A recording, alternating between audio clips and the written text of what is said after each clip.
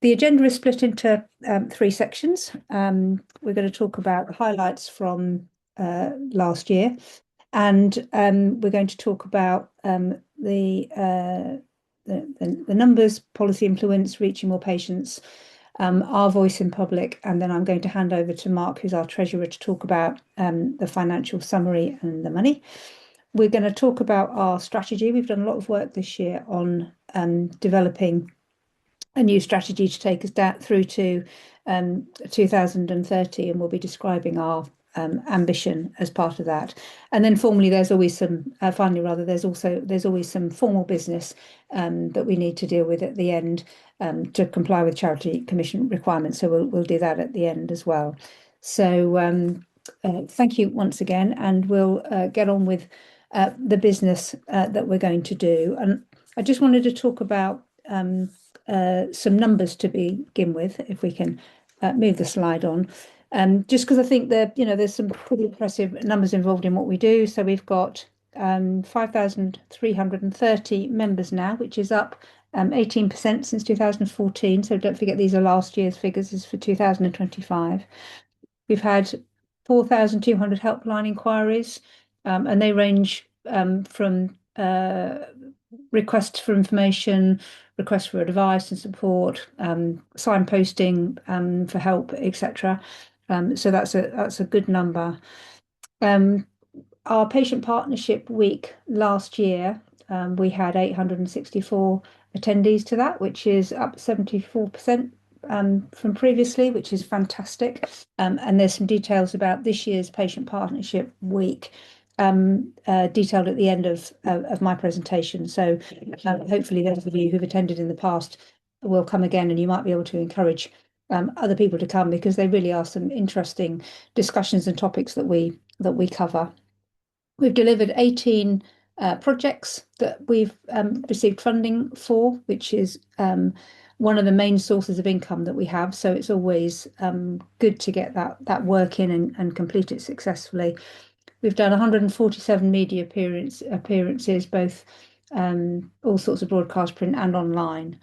And our website, which is really popular and attracts a huge amount of interest and has had nearly 200,000 views in 2025, which again is great and demonstrates the number of people that are interested in the work that we do and the support and advice that we can offer.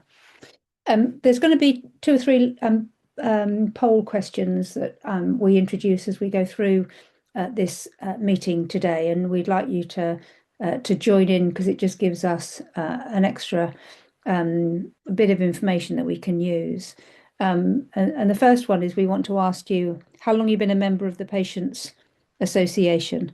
So if you can tell us just how long you've been a member for, that would be great. Thank you.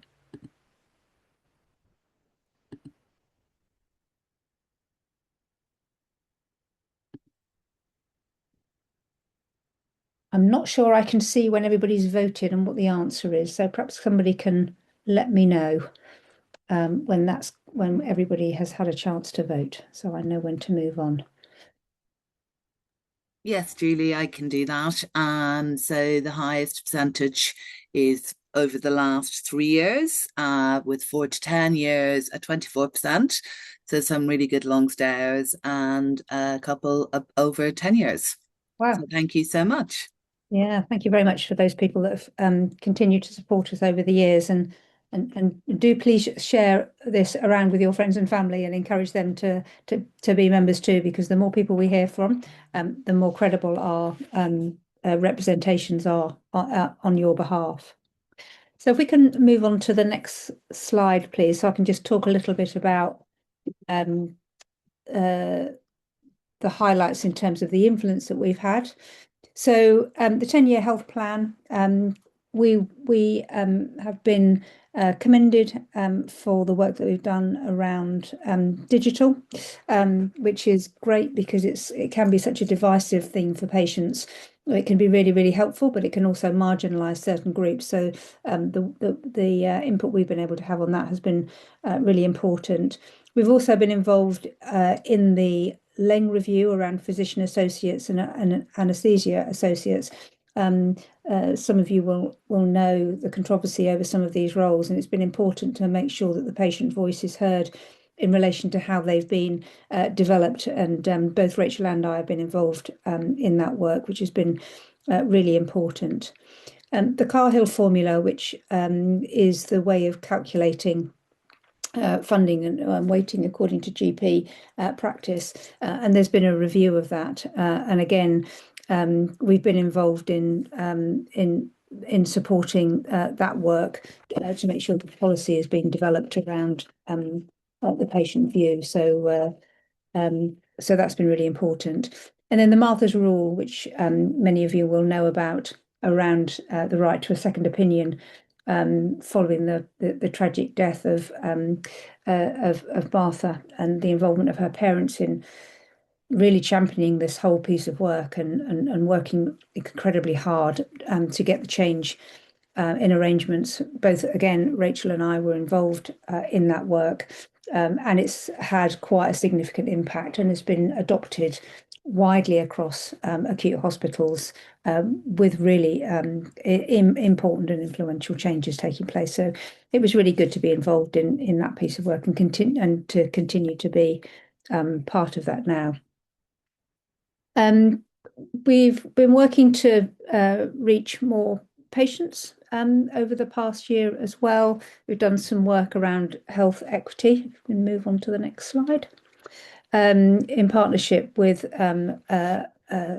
Bristol Myers Squibb, we've been looking at patients from underserved communities, and we've developed some animations and patient guides about rights and appointments, which have been widely shared with partner organisations. And these guides have also been translated or co-produced and translated into a number of other languages, which you can see there. And we've worked with members of those communities to understand the best way to provide that information. We also worked with the Weber Shandwick Collective on the core framework, which is communications framework, to make health messaging more inclusive and equitable, because again, some of these things which work really well for certain segments of the population really don't work for others. And then in terms of our voice in public, again, if we can have the next slide, please. As I mentioned earlier, the patient partnership last year was really successful, and we had almost 900 attendees. One of our speakers was Sir Jim Mackey, who's the Chief Executive of the NHS, but we had some other high profile and influential people talking in conjunction with us and others during the week. We've got our patient partnership partnership week coming up again in a few weeks' time, and again the details of that will be on the slide at the end. We've issued 35 press releases. We try and comment on important policy decisions and changes as we go, to make sure that we keep the patient's view live in the discussions. And then we've been live on various different channels. Sky News and BBC have been on the radio, 5 Live and the LBC, various others. We've also had coverage in some of the broadsheet newspapers, although they're not broadsheets anymore, most of them, and attended the first parliamentary drop-in event on patient choice. So we are still often the organisation that people go to if they want the voice of the patient, and that's really good for us and helps us to make sure that your voice is being heard at the most significant and the highest levels. I'm going to ask you another poll question now, if I may, which is which area of our work in 2025 meant the most to you? So if you can just look at whether you think the work that we've done is most important around influencing national policy, around health equity and reaching underserved communities, the patient partnership week and events that we do, or the media and public campaigning. So it'd be good to hear what you think is most important in terms of the work that we're involved in. So again, Rachel, I'll wait for you to let me know the result. Yeah, no, thank you. And somebody in the chat is saying it would be better to give numbers rather than percentages in these polls, and we'll take that on board for the next time we're running a poll. But the highest there is influencing national policy at 59%. With health equity and reaching underserved communities at 17, and media and public campaigns at 21. So a nice mix there. Yeah, brilliant. Thanks, Rachel. And I see that the score for the patient partnership week was relatively low, and I think that's possibly because you were only allowed to choose one answer. And of course, the work that we do around the patient partnership week is often used as part of our way of gathering information that we can then feed into some of that campaigning and influencing policy. That is quite important. I think that we continue to use that as one of the means of making sure we get as broader perspective as we can. So thank you very much for taking part in that second question. I'm now going to hand over to Mark Blaney, who is our treasurer, and he's going to talk to you about all things money. Thank you, Julie. Can you hear me? That's the first question. Okay. All right. So hello, everyone. This is my second year as treasurer, so hopefully I know a bit more about the Patients Association than I did at this time last year when I presented. In my role as treasurer, I'm going to provide you with a summary review of the financials within the 2025 Trustees Annual Report and Accounts. These finances support all the good work we are doing, as highlighted by Julie just now. Firstly, I just want to say a little bit about the year-end process at the association. Due to the value of the Patients Association's income, the annual report and accounts are subject to an independent examination by a suitably qualified person. They have completed their examination, confirming that there were no matters that have come to their attention during the examination that caused them to have any concerns. It's quite funny. Well, this is an accounting funny. In independent examination gives a negative assurance rather than a positive assurance. It seems funny when I get audited at a larger organisation that has to be more positive. I would like to thank the staff group, our accountants, and the independent examiner themselves for all the hard work that goes into producing these accounts. Moving on to the actual numbers in the accounts themselves. The accounts show that unlike 2025, unlike 2024, the association did not make a surplus. Oh no, in 2025, yeah, that's fine. Sorry, wrong year. Numbers aren't my strong point. And we reported a deficit of £61,000 in 2025. The main change between the years is a dip in our income from 709,000 to 565,000. If you look at our accounts and note 4, which I assume you've all got open, you will see that we did not receive a further legacy in 2025, and therefore our income declined. Though we have grown income from other areas such as corporates that make up some of that shortfall. The organisation has also attempted to grow performance-related grants income from project work, which is in note 5, but was unable to do so due to the two factors. There was the NHS spending freeze that sort of lowered demand from NHS bodies for our paid input. We were even commissioned to do some work, and we lost that work after the commissioning because of the retraction of the funding. We also saw a decline in pharma commissioning work for us, as they were both in dispute with the NHS over the voluntary pricing scheme and trying to steer their way through the US government policy around tariffs. These two factors made this organisation type reticent to commission us in 2025. Though I would say that for both these, the NHS and pharma, they seem to be more open to commission us in 2026. Expenditure remained stable during 2025. Our 2024 figure was 630,000. 2025 figure was 626,000. The association can control costs, especially around projects, and did so. The other main primary accounting document is the balance sheet, and that showed that the association's balance sheet had a net worth less the deficit than it did in 2024, so it was slightly lower.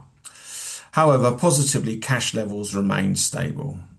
As we know, cash is king, or access to cash is king, when it comes to an organisation's financial health. We revised our reserves policy in year, but this did not change the target significantly. Therefore, I am pleased to report that we had sufficient reserves against tariff at year end. Looking forward to this year, the association, recognising that it was going to see a decline in income in 2025, drew up some plans, which was called the fundraising plan. Despite the name, it covers all our income streams. These plans were developed for a review of all the income streams, and then an income plan was drawn up to ensure that the association secures its income to enable it to work on behalf of patients for a better healthcare system. I'd like to thank Tom for doing this. So that concludes my words, but I will of course be happy to answer any questions as best I can. So thank you. Thank you very much, Mark. Was there any questions on the money that we could address now? There's no questions in the chat right now, Julie, so I think we can move on for the moment, and we're watching the chats here. Great, thank you. And I think we've already asked members to formally accept the 2025 statements, and we have voted in favour of accepting that. So thank you very much for that. In terms of the formal business, then we've only had one new trustee in 2025, Carolyn Ott, and the resolution was to elect Carolyn as a trustee, and that's been passed. So thank you very much. Carolyn is a lawyer, and that's a really helpful skill to have on our board. So we're grateful to her for her time on that. We also have some other resolutions, I believe. So we need to approve the minutes. So we approve the finance report and finance statements. We need to approve the minutes for the 2025. And again, we've had 32 people voting in favour of that. So they are approved. And then the auditor appointments are to keep MHA McIntyre Hudson as auditors, and to authorise directors to decide their fees. And again, that's been approved in advance of the meeting. So thank you to those members who supported those resolutions. So I think we've got some slides on our strategy now, so we can just tell you a little bit about that. We've done a lot of work over the last year on developing a new strategy for the Patients Association to make us ready and prepared for the work that we do going forward in a health and care system which is changed from where it was in when I started working for the Patient Association only 6 years ago. So our vision is a health and care system where patients get the care that they want and need when they need it, and where their voices shape how that care is designed and delivered. And I know Rachel and her team all live and breathe that on a daily basis, but it's something that the trustees were really keen to support as the new vision for the Patients Association going forward.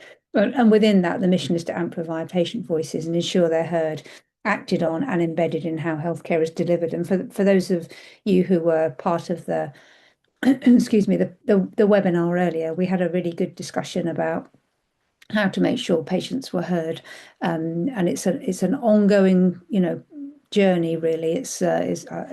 It would be great if we could say that we've reached the end of that journey, but I think it's going to be a long one. But we're working tirelessly to make sure your voices are heard where we can.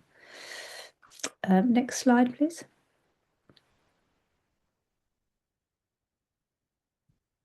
So we've based our work around 4 core services. So there's patient engagement, so giving patients a voice and the tools to manage their care.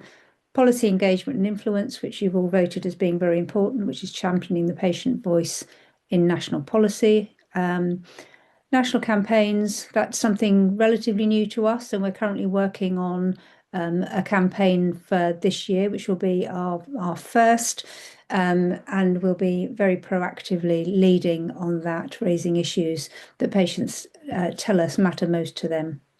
And then the ongoing project work and consultancy that we do, which is where we get the main part of our income from, as I've said earlier, and working with various organisations, from Royal Colleges to regulators to the Department of Health. You know, we work with all sorts of organisations and other charities to make sure that genuine patient partnership is embedded in the work that's done by others.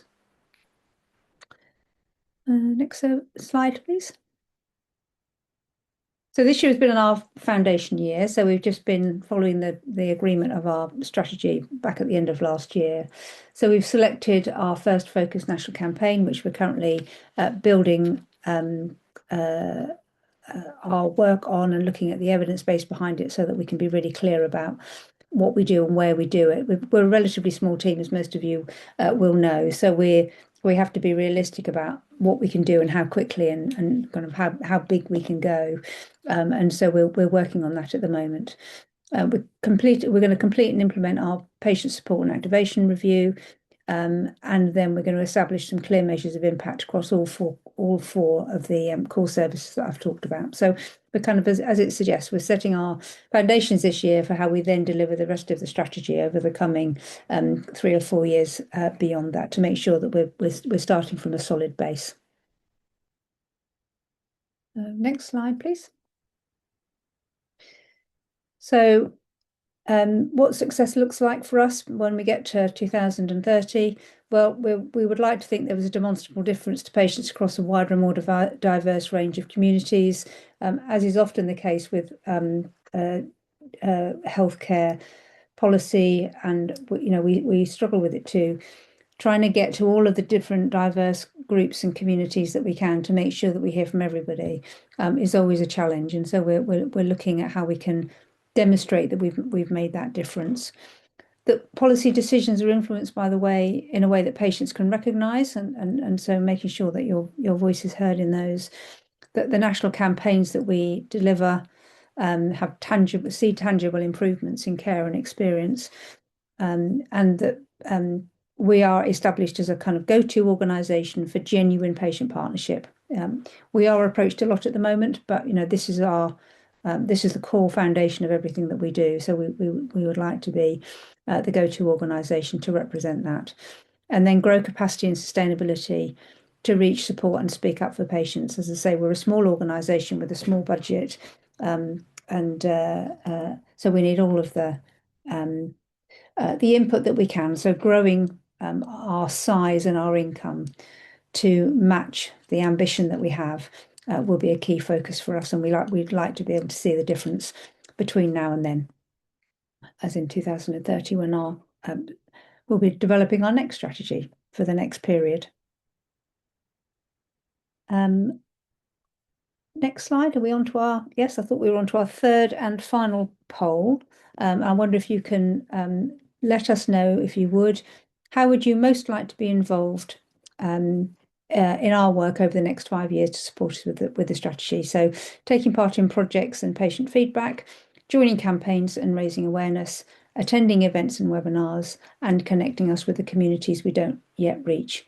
We'd be very grateful for your support in all of those areas. So if you are able to support us and get involved in the work that we do, we'd be grateful. So again, I'll wait for Rachel to tell me what the output is.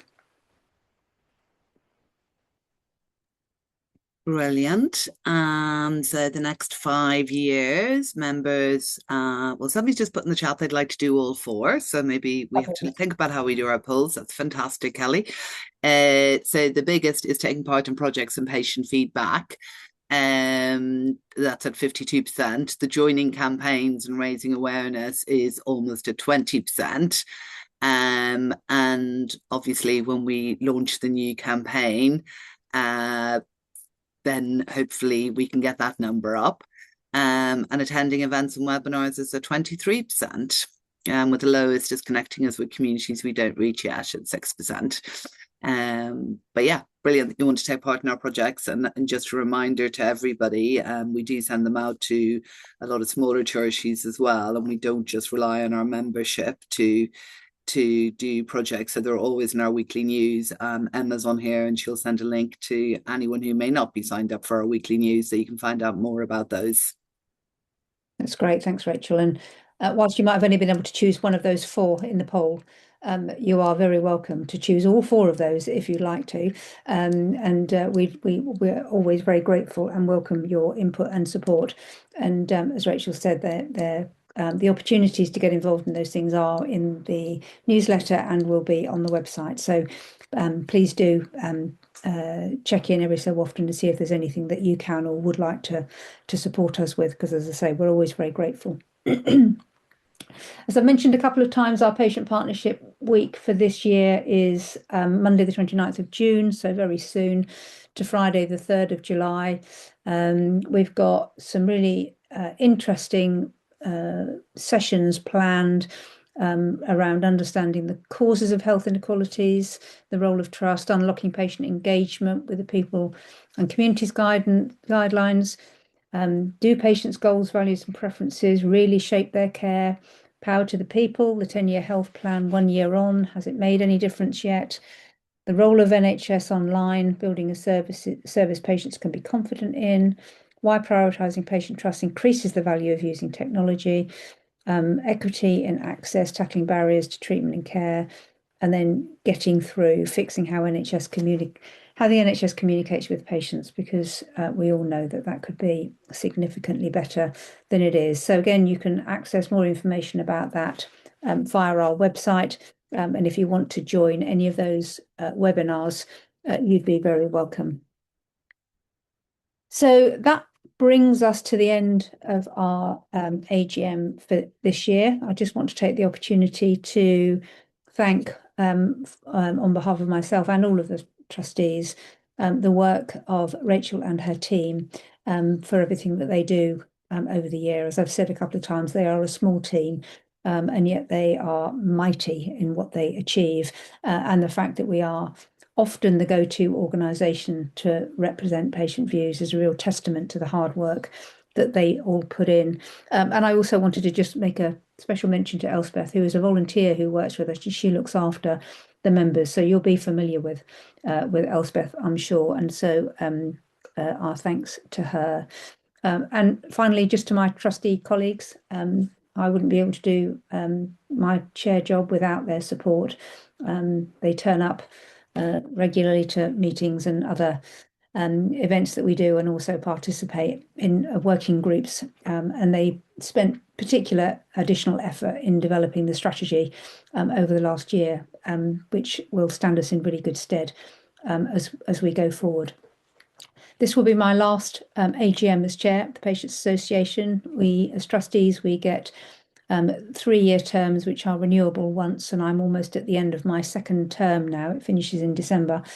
So we're currently recruiting a new chair to take over when my term ends. But so this will be my last one. So it's just a personal thank you to everybody for all the work that they've done, and particularly for the support that they've given me whilst I've been a trustee and whilst I've been chair.